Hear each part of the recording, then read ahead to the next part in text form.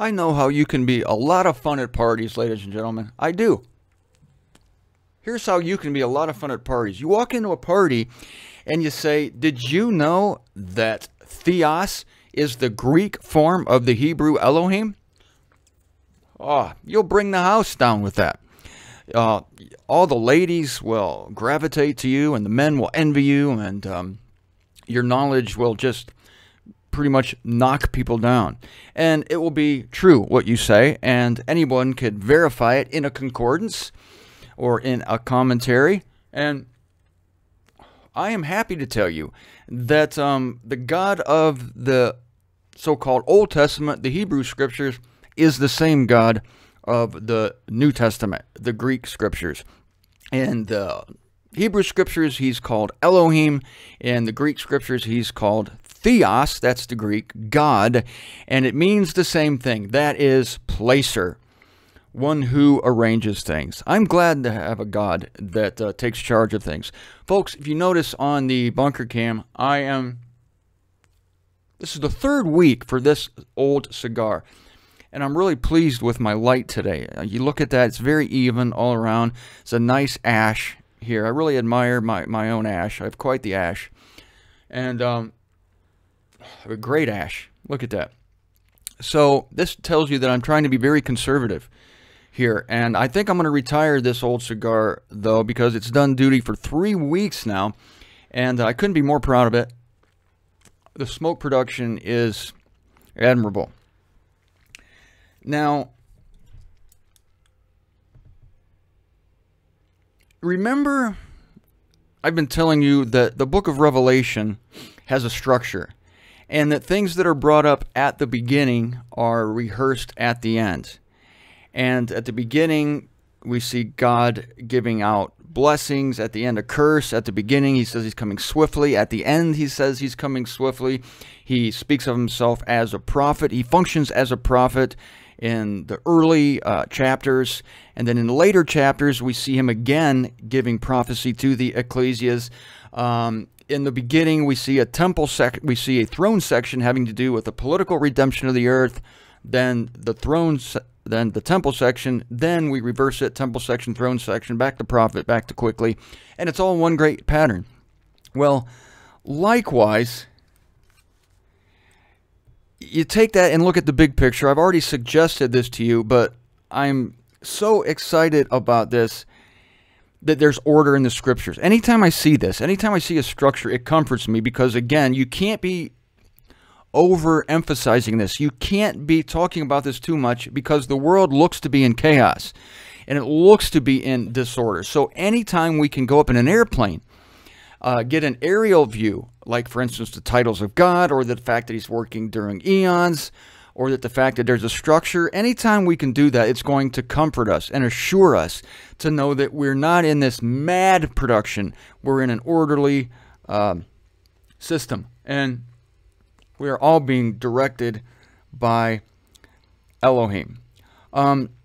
In God's day, God himself is going to dwell with humanity. We've talked about this. In Eon 5, there's going to be no temple there because there are no intermediaries. Now, God dealt with this way with humanity in the old days, before Abraham, Isaac, and Jacob. As soon as Abraham showed up, the gig was done for the rest of the nations. And I will say this: Jehovah does relate mainly to Israel. When you read the word Jehovah, you're dealing with the God of Israel. Even though he's still the God of all time and all peoples, he's specifically dealing with Israel with the title Jehovah. But before Abraham was called, God worked directly with humans. Case in point, Adam in the Garden of Eden. God walked and talked with him. Of course, it wasn't literally God, because God is invisible and he's imperceptible. It was the image of the invisible God. It was a pre-incarnate Jesus Christ, who, of course, all things came into being through Christ. So, but the point being was there was no priesthood. So this was a good thing. And it seems sad when God suddenly stopped working with all humanity. And in Genesis chapter 12, he calls Abraham. It's like, oh, okay, now we start with the whole tabernacle system. Well, not yet, but Moses comes on the scene. And now we have the formation of a priesthood, so much so that in the book of Ephesians, Paul says, God let the nations go their own way. So now we're looking at bookends here. We're looking at the beginning in Genesis. God dealt directly with humanity. And at the end of the book of Revelation talks about God once again dwelling with humanity. So as he began things, so he ends things. Your question might be, Martin, then why does he go through all this intermediary hassle and turmoil and pain when he's going to come back where he started? Ah, my friends, don't be so hasty. He is not coming back where he started, because creation is the wiser for having gone through 6,000 years of misrule. 6,000 years, or in Israel's case, 4,000 years, let's say, of trying to do the law, of trying to please God through a list of instructions. This necessary experience is going to make creation much wiser in Eon 5 than it was in the Garden of Eden, right? Because in the Garden of Eden, Adam was innocent, and he didn't know the difference between good and evil, and he was dumb. And he was like, Adam, hey, buddy, like you're walking with God all day. The weather is always good.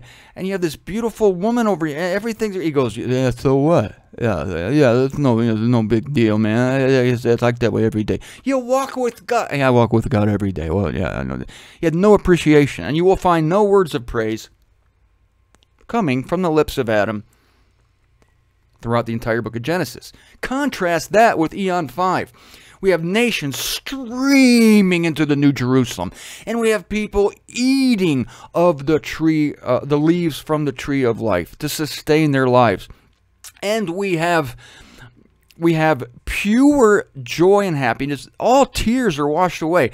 What's the significance of that if there are no tears? Adam had none of his tears washed away. Why? The dude never cried.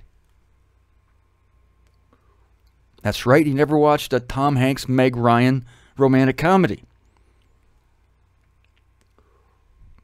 So, that sounds like an ideal situation. Boy, I'd like to be in that situation. Nothing goes wrong, everything's great, weather's always fine, no weeds screw up my garden. No, it's not good, because you have no contrast. So there's the bookend. So now come inside that a little bit. The next thing, we have God dealing with Israel, right? God deals with Israel with a call of Abraham. Abraham begets Isaac. That's a fancy word for, sex, begets. I prefer it because I'm a sophisticated man. We beget things back in the Old Testament, the Hebrew Scriptures. So now we have Israel on the scene. Look at this. This corresponds with Eon 4. So see, we're moving in. We're starting at the extremes, Genesis and Revelation. In both places, God dwells with humanity. Now we're coming in, and we're seeing God working with a specific people, and we see him doing that in Eon 4. We see him working with Israel. Now come in one step before that, and we have the prophets, and we have a select group of people God is working with. And today, God is working with a select group of people, namely us. So we're far from the days where God is going to be all in all. He is going to be all in all, but that's not yet. In the meantime, he's working with individuals, and he's calling out a small group of people, just as he did when he called the prophets, and he talked to different people. He had friends, in the old days. He didn't talk to everybody wholesale. A good example, I should say, is Noah. Noah keeps coming up in this series, and I suppose he will continue to come up. I'm glad I don't have to pay a royalty to his descendants, because everybody is a descendant of Noah. That would be rough. So you can see that we're going back, quote, back to where we were. In the 1,000 years, we're going back to God using a priesthood, but we're not going back to it because Israel is finally going to be successfully doing the law. She's going to be have the law put in her heart. And likewise, when we're in Eon 5 and we're seeing God dwelling with humanity, we're not seeing it as it was in the Garden of Eden. We're seeing it now perfected. And we're seeing now a creation that is effusively happy because of the Eonian contrast of evil. All right, now it's very dangerous to put this stub of cigar right up in my mouth because I'm about to burn my beard and mustache. But I want to end this week. God help me if I inhale at this time. I want to end this week with a quote from A. Enoch. because this is so good. Hang on a second. I got to put this smoking article away for a second because it's about to burn my face off. Listen to this. He closes the chapter with this saying that man's day is almost done. That's a good thing. I'm happy that man's day is almost done, and you should be too.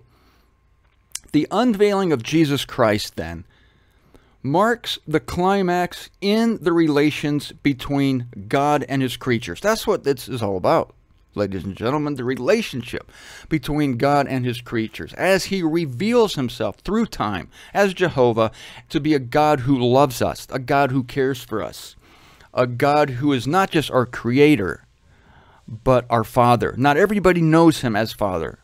That is our privileged portion in this day. Everyone will eventually know him as Father.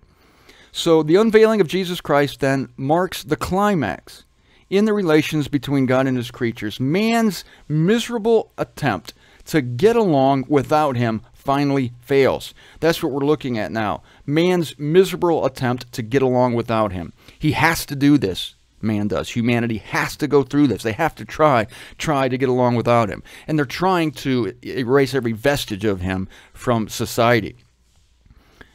This is going to finally fail. It's going to fall flat on its face and fail. And then he takes the helm and guides the universe straight toward its final goal. Final paragraph. Man's day is nearly done. I say thank God. The day of Jehovah impends. What a marvelous comfort this should be to us. No more of man's misrule, with all its untold harvest of sorrow and sufferings. Soon, very soon, the pride of man shall be brought low, and Jehovah alone shall be exalted. May God speed that day.